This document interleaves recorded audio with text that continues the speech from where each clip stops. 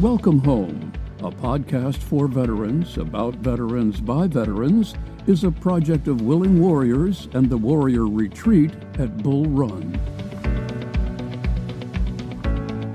Good morning. I'm your host, Larry Ziliaks, Director of Culinary Services here at the Warrior Retreat at Bull Run. This week, our guest is Kate Bowen. She's Program Director of the American Vet Farm Network, which is a program of Addie's Orchard out in Wilkinson, Indiana.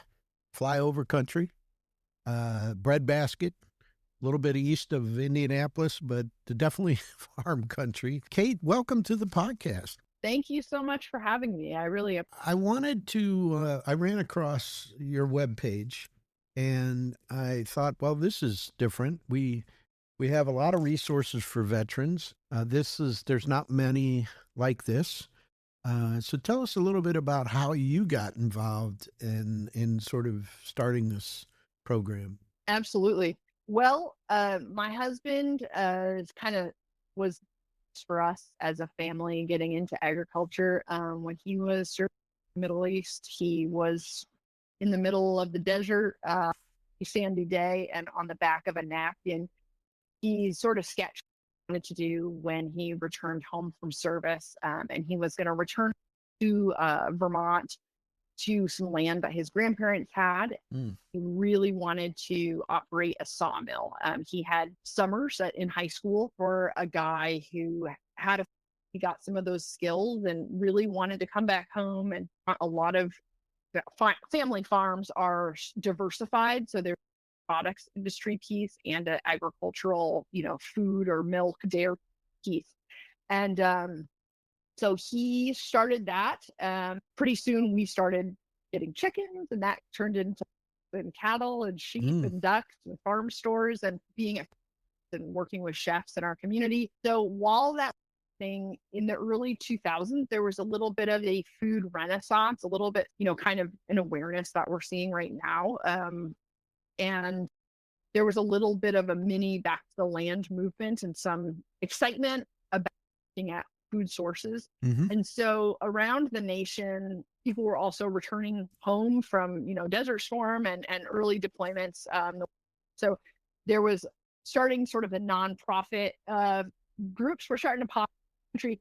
And so there's a couple different groups now that we started out with. And Addie's Orchard, which is the group that I've worked for a couple of years, that founded by a retired Army colonel who spent some time at the Pentagon, 30 years in service, came out with some disabilities and wanting to give back to his local community. And he started an orchard, beekeeping classes on his farm in Indiana. And he recruited me to start also serving veterans, which is what I want. As our farm has grown, we've been able to welcome veterans onto our farm to learn everything from tractor safety to how to process chickens, and how to make sausage, and financial literacy for agricultural businesses and everything in between. So about 3 years ago, I drafted this grant to submit to USDA. It was, an idea, kind of passion project. And we finally got word that it was awarded in late September, and we've been speed to enact it now. And so it's a nationwide program. The small nonprofit of Addie's Orchard was, just Joe's farm where he had tours and veterans join, now has multiple nationwide programs, everything from helping wounded warriors get adaptive tractor equipment to helping with mental health and different programs with wellness, holistic wellness programs, and then also classes for beginning farmers and those who need just business and marketing technical for farms that are already underway. So we're kind of becoming a little bit of a one-stop shop for warriors, which is really exciting to see it develop. And you were in Vermont or Indiana? Yeah, so we farmed from 1999 until 4 years ago in southern Vermont, and then we moved to eastern Tennessee, which is amazing. And we get 90 extra days of graze, which really matters to our farm because we raise our animals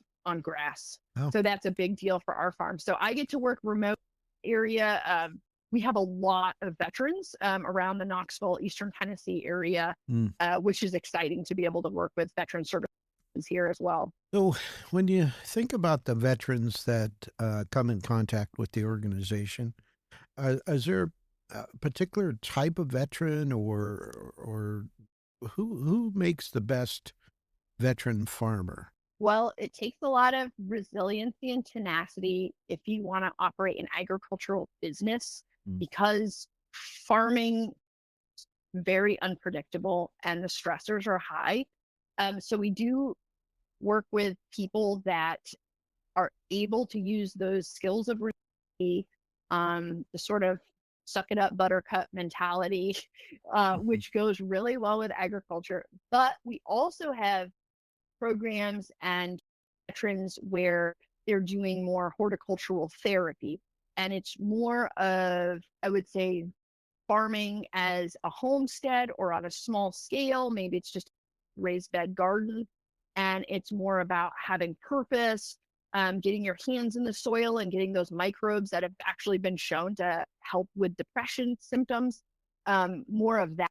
We really run the gamut, and we also have veterans of all eras. So this morning I just did a technical assistance coaching call with someone whose father, was in Vietnam and he's a rancher. And then we also a lot of members who are currently serving, and maybe they have a little bit of downtime on their deployment and they want to watch some of our recorded educational materials and figure out a plan for when they get home. So a little bit more my husband took. So it really is different every day. And some people have grown up on farms and some are completely new to farming. And we have programs for both. What is the type of farming that you find yourself giving the most assistance with? Is it cattle raising? Is it chicken raising? Is it corn? Is it, planted fields? Is it, I want to start a small business to just, I don't want to, I don't want thousands of acres of corn. I just want enough to be able to sell it at the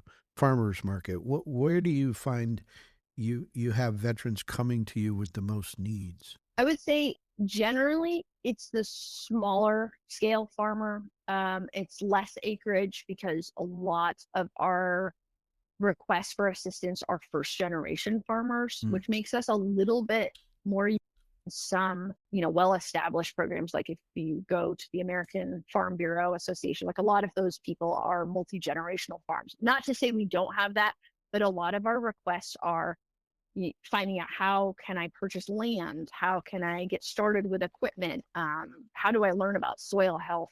Those things. But I have to say it's my mission to serve all veterans. And so I know that my shortcomings are in especially the larger multi-generational row crop families. So that, corn, soybeans, those big, especially Midwestern farms. And so we actually are going to be going to like the Farm Progress show, which is a very large equipment expo and learning event in Iowa, to try to kind of stake a claim a little bit with that audience as well.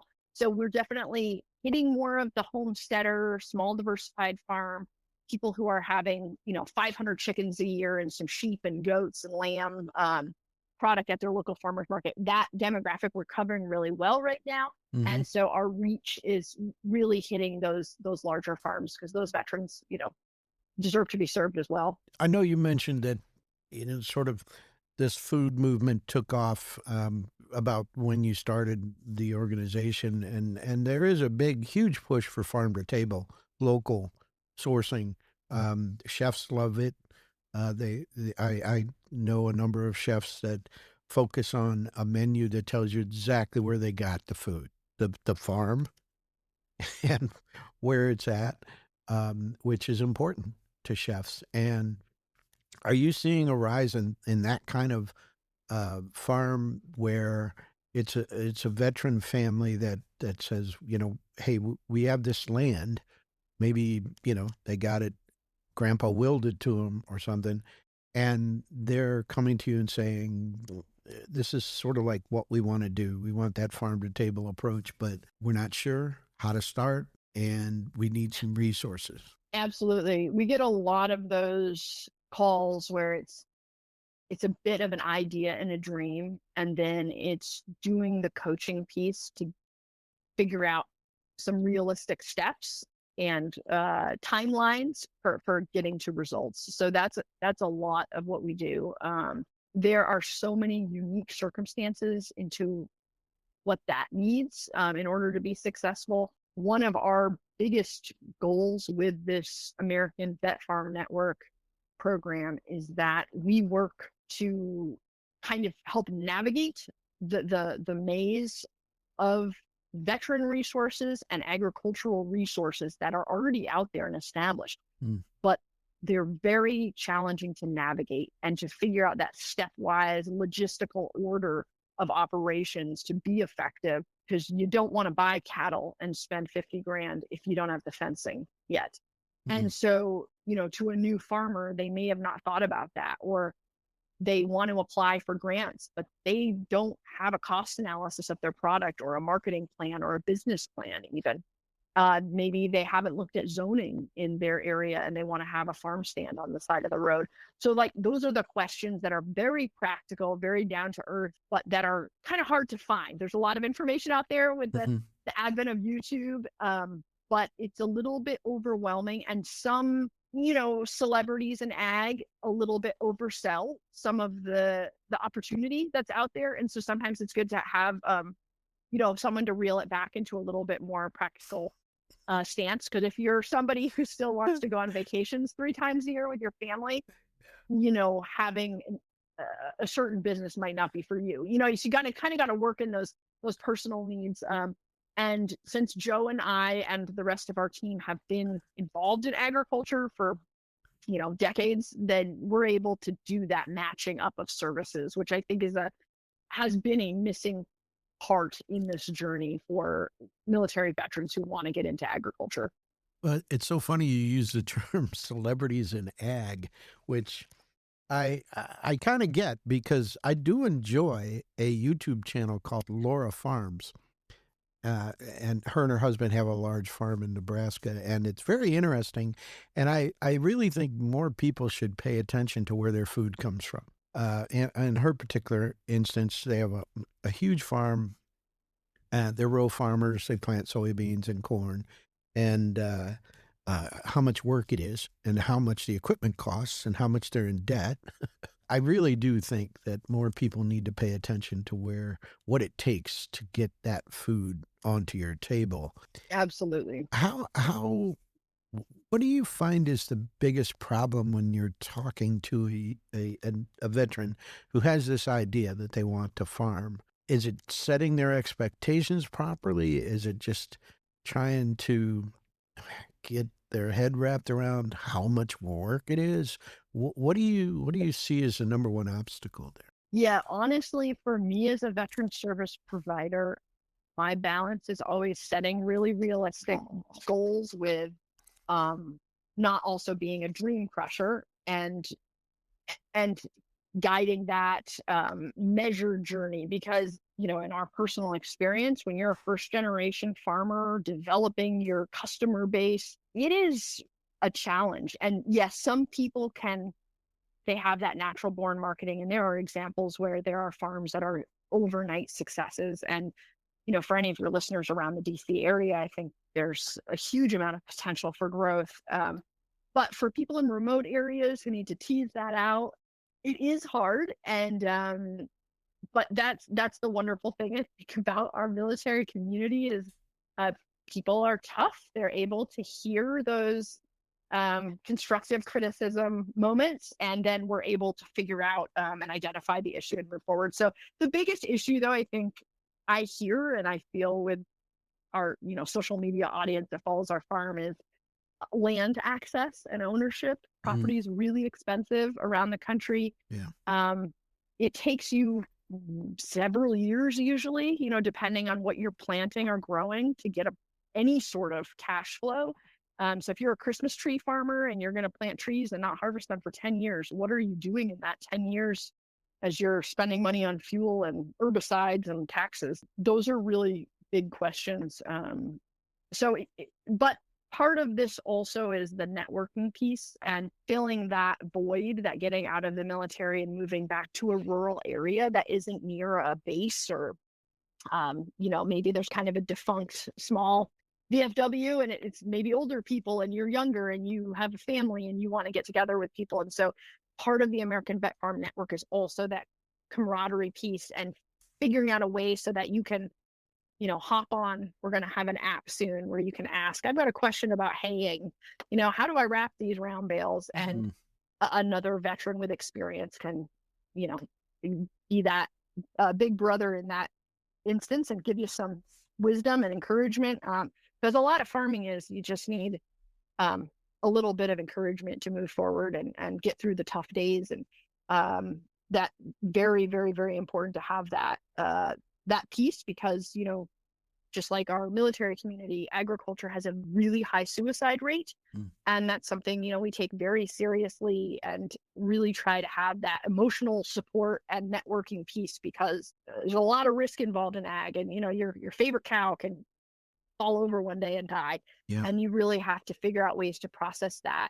And as a veteran service provider, I need to be proactive about that and teaching that, or at least sharing that's a real possibility, and we need to figure out how to not be caught off guard by those sort of losses. Yeah. Well, there's so much fighting against you. There's disease, there's weather, there's the market, there's the stress must be just crazy off the charts. Absolutely. And a lot of our military veteran farmers are also entering this with physical disabilities, and like my husband, he needs adaptive equipment in order to farm. And so we work really closely. There's a national organization called Agribility that's based out of Purdue, but several states also have local statewide Agribility offices, and they're really big advocates on they don't just work with veterans, but they work with anyone who needs assistive technology in order to do what they love to do. So even if you just had a backyard gardening operation, you're not selling product, but you need a way to carry 5-gallon buckets so it doesn't hurt arthritis in your hand. They've got a toolbox online resource that's free for anyone to use at their website, and you can scroll through and kind of see all of it's almost like prescriptions for all different health things, but ways where you can buy this, and this fits over the 5-gallon bucket handle, and now I can hold it easier, it doesn't hurt. So they're a really big resource that we work with very frequently, because it's important that we assess all of those weak spots when we're looking at farm plans so that people aren't caught off guard. Wow. Well, listeners, the webpage is at easeorchard.org/vetfarm-network. Now, I know that's a long URL. It'll be in the show notes. There is also a YouTube page that they have with a great number of videos on it. I'm going to link that in the show notes as well. Talk to us a little bit about this grant that you got from USDA. Absolutely. So it is a 3-year federal program. It's called the 2501 grant program. They let them people reapply every few years for them. And thankfully, this is a program that was not cut. A lot of USD programs changed over the last couple of years. And we're very thankful that a lot of veteran funding was not cut. So that's awesome.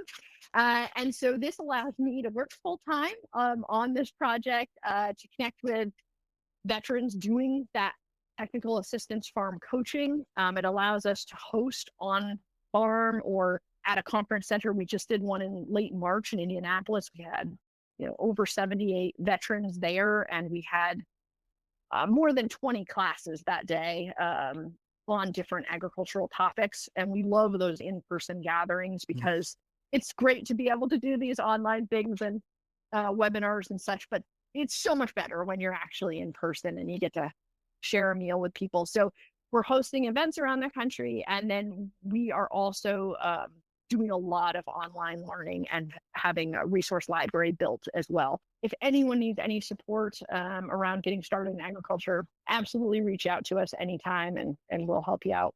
So where are you in that grant, that 3-year phase? Where are you guys at right now? So it started about 6 months ago. Okay.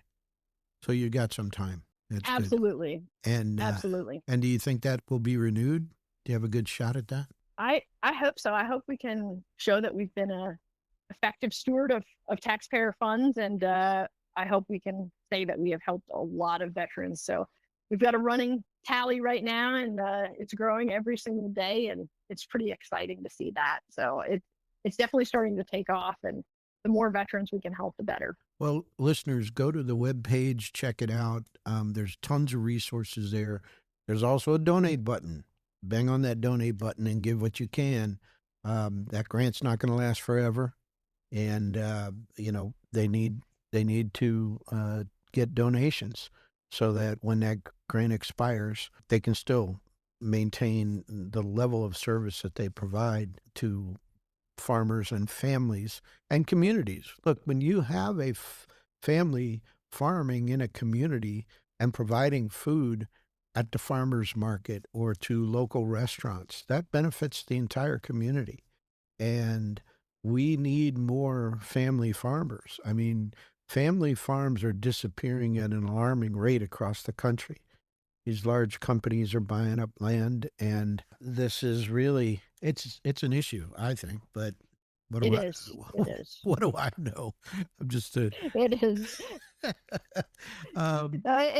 It's a national security issue. I mean, that's the way we think about it. Is that farms do so much. It's something we're really going to regret if we lose the agricultural fabric of our nation. Yeah, for sure. It's really something. It's tough business. It's a tough business. And I think veterans are ideally suited for it. And look, it doesn't have to be, growing corn or, herds of cattle ranching. It could be beekeeping. It could be, and selling honey. It could be small, delicate flowers that are used by chefs on their dishes. Those are hard to get. Let me tell you, if you start a business like that, and you have a lot of nice restaurants in the area where chefs can get their hands on that, they would love that. They would absolutely love that. Because right now, sure, they've got to go to a big, restaurant supplier, and they come from, who knows, South America somewhere, and you open the package and half of them are dead and brown. Mm-hmm. So, it's little things like that. So really check out the webpage. There's tons of resources. They got great programs, and, really explore whether this is for you. It's not for everybody, but I know that if you're seriously considering, and let's say you got your hands on some land, or you got some money saved up, or, were given to you, and you're going to go looking for land and, trying to match the land with your idea of what farming should be like, or you want it to be like, is something that you probably need to talk to somebody who actually has experience. And Kate is that person. And this is the organization for veterans who are interested in getting started in farming. So again, listeners, we're going to have the webpage in the show notes. Check it out. Donate. Give what you can. And it's a great organization. And Kate, I can't thank you enough for joining us today. Thank you so much for having me. I really appreciate it. Well, listeners, we'll have another episode next Monday morning at 0500. You can find us on all the major podcast platforms. We're on YouTube and Reese Across America Radio. So until then, thanks for listening. The Welcome Home podcast is brought to you by Willing Warriors, a nonprofit organization serving active duty service members and veterans since 2012. To learn more, please visit our webpage at willingwarriors.org.